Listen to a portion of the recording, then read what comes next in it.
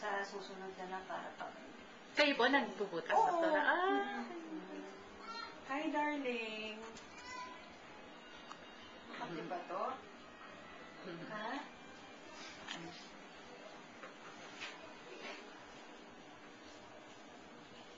Ang likot to.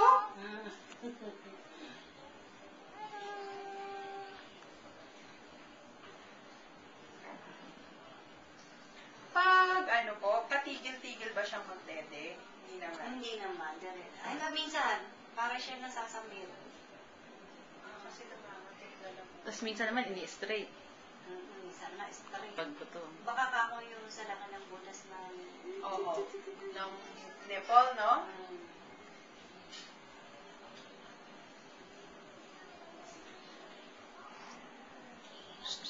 Ano ba yan? Ang likod. Ang likod mo. Ang likod-likod.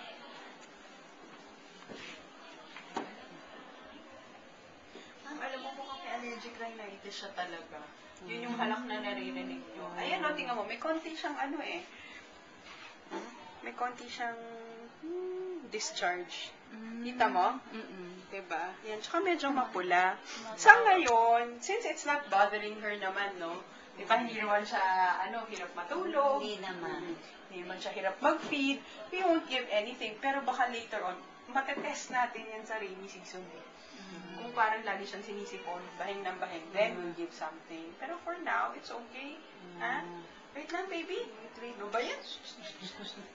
Gustong makikuha na Parato light ni doktora. Ha? Makulit na rin, no? Pwede ba siyang bakunahan kahit ganyan para may sipon? Opo. PCG naman po yun. Hindi naman siya Diba, baby, ha? Hilahin mo yung paan niya, ma. Ay, sus, may dimple!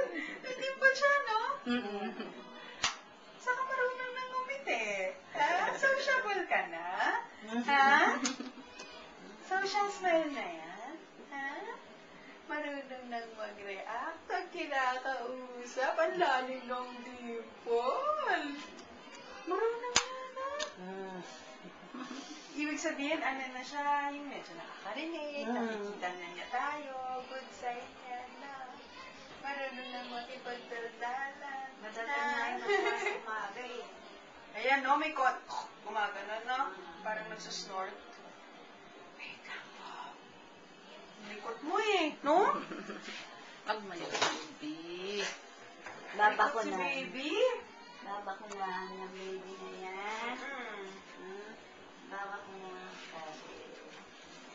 Dati kasi talagang, di ba, wet talaga yung ilong niya noon. Yung time na yun. Medyo nilabas niya yung mga plema niya. Oo. At least, di ba, nailabas niya yung phlegm niya. Hindi ka po ba bibigyan uli siya ng ganon? Hindi. No need naman ngayon. Mga masasabi din yan sa ng Pilipinas. Yes. Sa pollution ng Pilipinas. Ha, baby? Masasanay din. Masasanay rin sa ng Pilipinas. Sa klima ng Pilipinas. Ang dami niyong pasyente. Oo nga eh.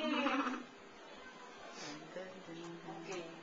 Dali ayusin ko lang yung baby book niya ha. Kasi, ito talagang guard it with your life. Ang iyong, yellow card. Kasi yun ang kailangan talaga sa Amerika.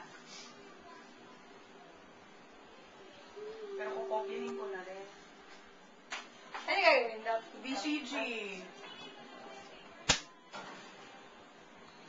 Wait, baby ha.